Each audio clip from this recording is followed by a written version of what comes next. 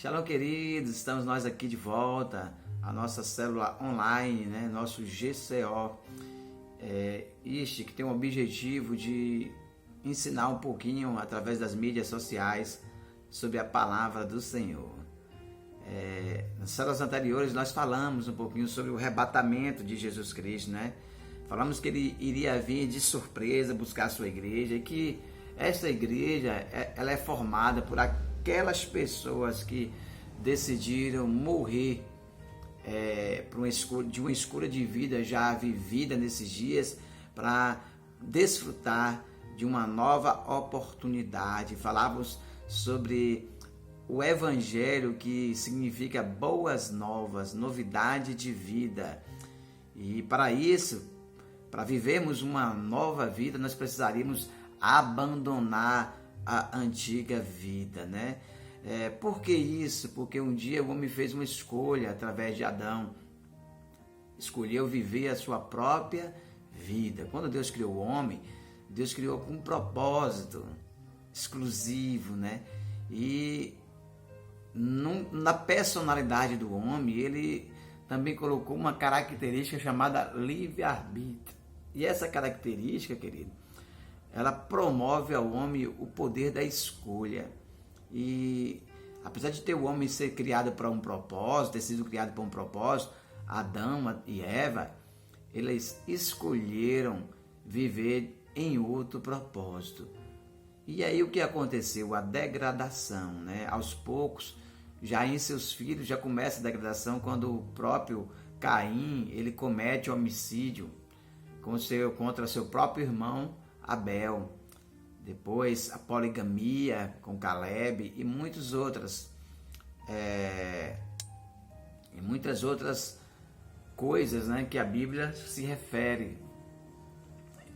E o que aconteceu? Justamente o que o pastor falou, a degradação da humanidade. Mas Jesus, ele veio promover uma reconciliação com o seu povo. Ele resolveu promover, através do plano de salvação, uma oportunidade para que a pessoa pudesse retornar aquelas características da qual ela foi criada para revelar, o propósito de Deus aqui na terra através das pessoas.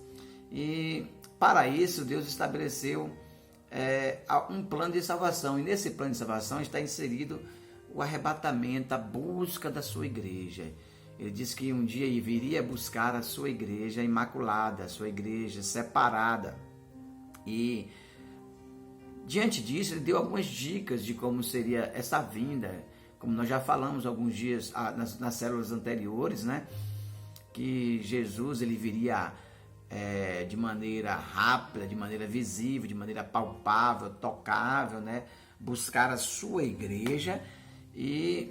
Mas também, queridos, ele cita, através da sua palavra nos evangelhos, algumas dicas de que ele não viria buscar todas as pessoas. Há um conceito, às vezes, na humanidade, isso é muito visto nos atos fúnebres de pessoas que faleceram, onde sempre um saúda o outro e fala: não, nós iremos um dia tudo para o mesmo lugar, estaremos tudo no mesmo lugar. E não é dessa forma que a palavra que ensina sobre a vida após a morte, a palavra de Deus declara. Se você crê no arrebatamento, se você crê nos céus, se você crê na Bíblia, ela não ensina dessa forma. A Bíblia fala, através do próprio Jesus Cristo, sobre uma seleção. Lembra das parábolas de Jesus? A palavra conta de uma parábola das virgens, Aquelas que tinham lamparinas, candeeiros, nas mãos, esperando o noivo. Mas apenas 5 perseveraram, 5 se prepararam com a quantidade de azeite suficiente que desse para o intervalo entre o noivo chegar até a noiva, esse período de tempo. 5 não conseguiram, ou seja, houve uma características nessas 5 de reprovação e das demais de aprovação. Assim também a palavra fala sobre os ceifeiros na seara, que estariam ceifando lá, plantando, colhendo, e seria tirado um e deixado outro. Outro texto já fala aquelas que estariam no moinho morrendo, seria também retirado um e deixado outro. E de uma maneira mais aprofundada, para que não houvesse dúvida que Deus também estava falando para a sua igreja, ele cita que muitos chegariam, lá em Mateus, né? Muitos chegariam perto dele e diriam: mas Senhor, em teu nome eu expulsei demônios, em teu nome eu curei enfermidades, operei sinais e prodígios. E Jesus, numa resposta clara e concisa, fala: apartai-vos de mim, porque eu não vos conheço. Ou seja, esses textos, eles demonstram que há uma seleção. Há uma seleção por parte de Deus. É por isso que ele fala sobre a santificação, que é uma separação de uma determinada pessoa para uma função. No caso, santificação para Deus é uma separação dessa pessoa para Deus. E como é separado uma coisa na feira? Nós chegamos ali nas frutas e separamos aquela que nos agrada aos nossos olhos.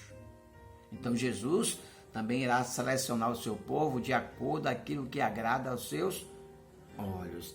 E sobre esse arrebatamento, queridos, nós precisamos entender 3 coisas. A primeira coisa que nós precisamos entender é que não se trata de uma punição, mas de um plano de resgate. Jesus, ele vem buscar a sua igreja não como uma forma de punir, mas na verdade é um plano de resgate. Por quê, pastor? Porque o homem, ele vivia debaixo de uma condenação. O homem, ele errou, o homem, ele desobedeceu, o homem escolheu o caminho mau.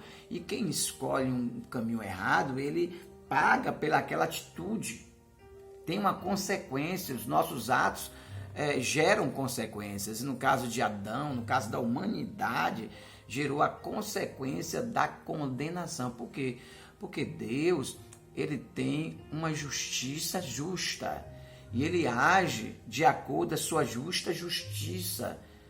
E seria uma injustiça por parte da sua justa justiça. Por que eu digo justa justiça? Porque a justiça do homem é um trapo de imundícia.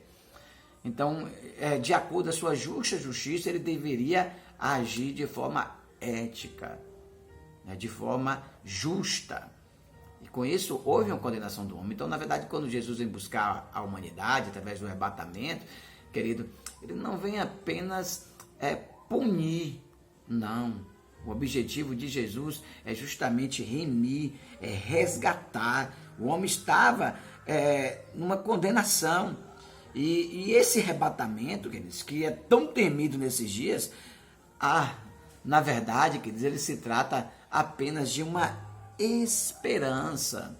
E é engano de Satanás para o homem quando ele cria fábulas para que esse tema do arrebatamento se torne uma coisa ruim, uma lenda, e o homem fica pensativo, fica com medo. Quando se fala de arrebatamento nesses dias, há um temor profundo, porque a pessoa, meu Deus, e eu vou subir, meu Deus, eu sou um cara mau, miserável, eu tenho que mudar, tenho que fazer isso, né? E nem esse o sentimento que Jesus Cristo quer para a humanidade. Claro que ele quer uma mudança, mas não quer uma mudança por medo. Ele quer uma mudança por esperança.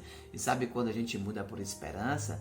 Sabe quando quando a gente entende que nossa situação está degradada, que nossa situação está em condenação. E aí surge alguém e fala: olha, você tem jeito. Sabe quando você tem um equipamento na sua casa, vamos dizer uma geladeira que é cara, né? E queimou, e você, poxa, minha geladeira, meu Deus, foi tão cara. E chega uma pessoa e fala: não, tem jeito, só é você fazer isso. Olha a esperança, porque ela viu por parte da geladeira uma sentença de comprar outra, de não tinha solução, né, para aquele equipamento, né, para aquele eletrodoméstico. Mas quando apareceu a solução, aí surgiu a esperança. Assim é a situação do homem. Então, queridos, nós precisamos lembrar Segundo, que o objetivo, o desejo dele é salvar a Deus. Salvar a todos. O objetivo de Jesus sempre foi salvar a todos. Ele não veio selecionar uma pessoa e destruir outra.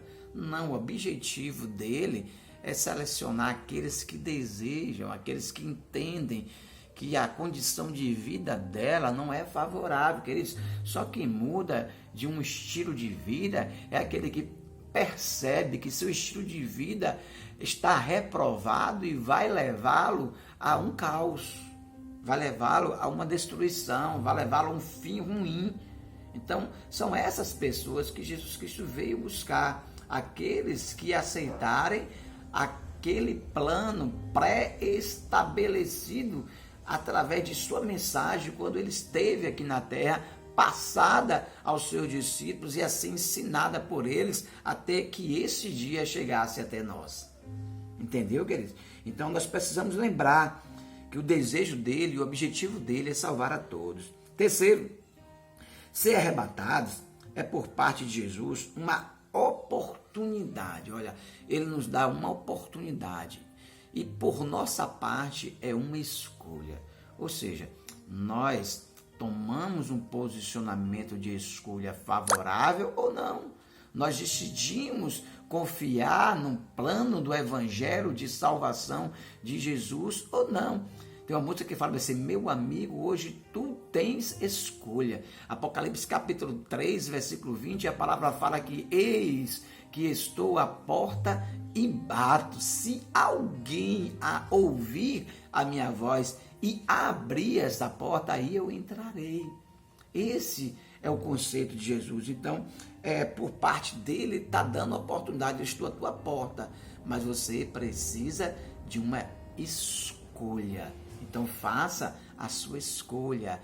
Examine-se, como a Bíblia fala, examine-se, pois, o homem. Nós precisamos examinar e ver se o caminho que nós estamos tendo, se o lugar que nós estamos vivendo, a condição de vida nossa é uma condição que nos dá esperança ou não. Ou se nós queremos mudar de vida através de Jesus, essa vida, a palavra fala que é passageira. Nós sabemos, olha, os cabelos brancos aqui é passageiro, mas Jesus, ele promete a nós uma vida eterna. Então, que diante disso, e tomando por base a condição, né, que nós somos escolhidos por Jesus, né, que precisamos ser escolhidos, precisamos estar enquadrados nessa seleção de Jesus. O que poderia me deixar de fora? 2 critérios básicos pré-estabelecidos por Jesus Cristo, é declarado pela sua própria boca, pela sua própria palavra, pelos seus próprios ensinos. O primeiro critério é recusar o convite. Ou seja, nós precisamos dessa adoção. O texto fala de Paulo, né?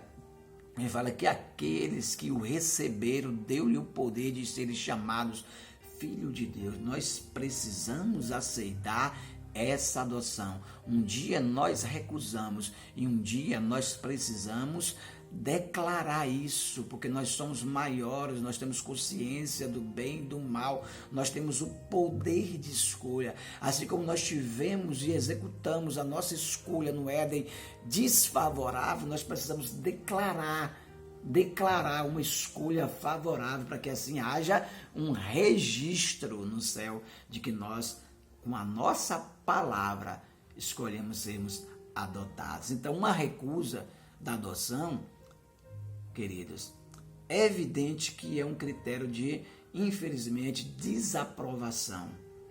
Segunda critério é recusar o batismo, recusar a escolha e agora recusar o batismo. Por quê? Porque o batismo é a liturgia do novo nascimento. Quando o pastor, o bispo ou um presbítero, ele pega um ser humano que escolheu se batizar, escolheu aceitar Jesus e remete ele nas águas, quando ele está ali debaixo das águas, é como se ele estivesse dentro da barriga da mamãe.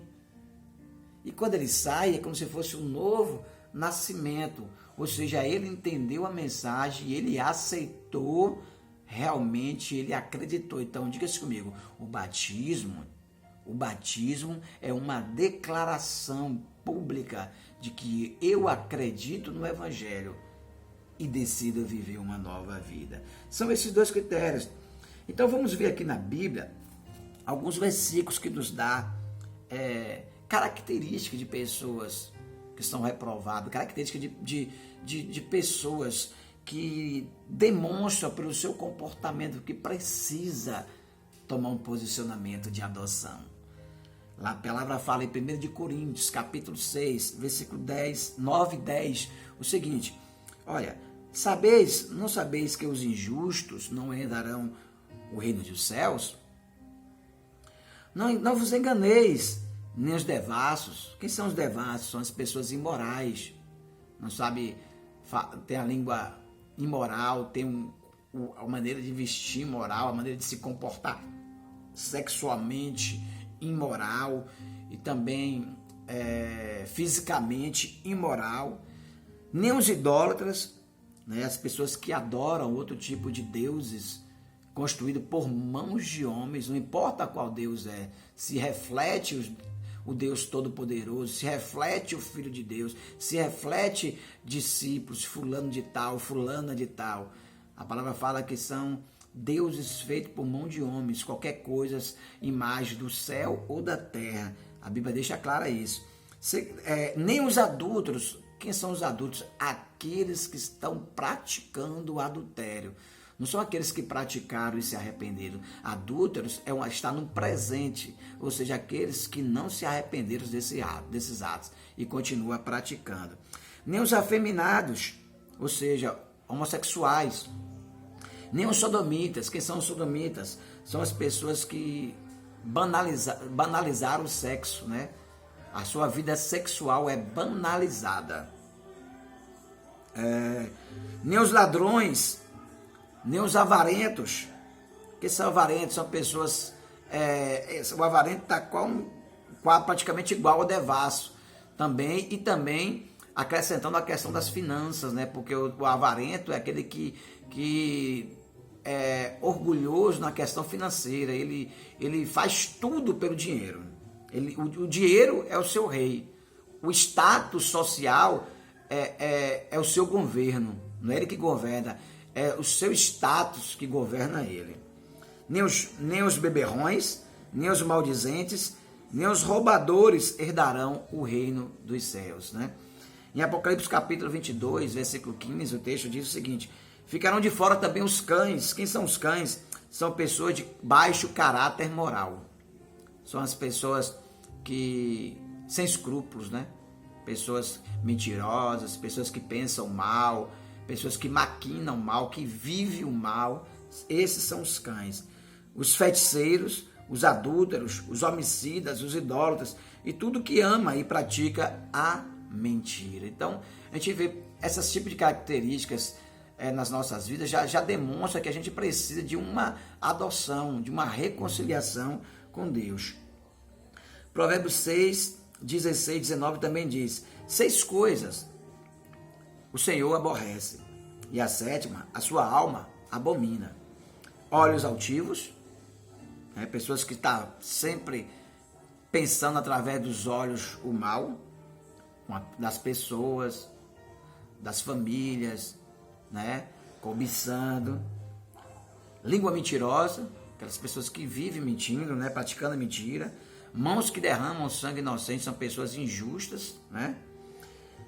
Coração que trama projetos iníquos, ou seja, o que é um projeto iníquo? É um projeto que está em desacordo à moral, desacordo à ética.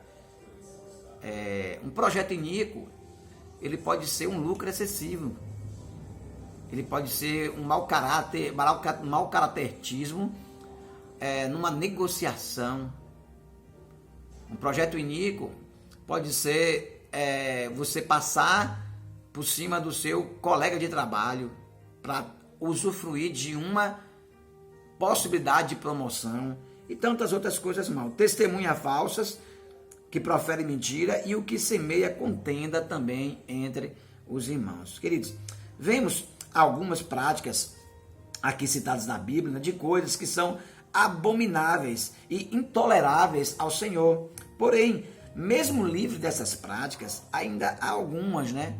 Como a omissão, a falta de amor, a falta de vigilância, né? A falta de honra e muitas outras coisas que a gente tem como características de pessoas que são reprovadas pelo Senhor.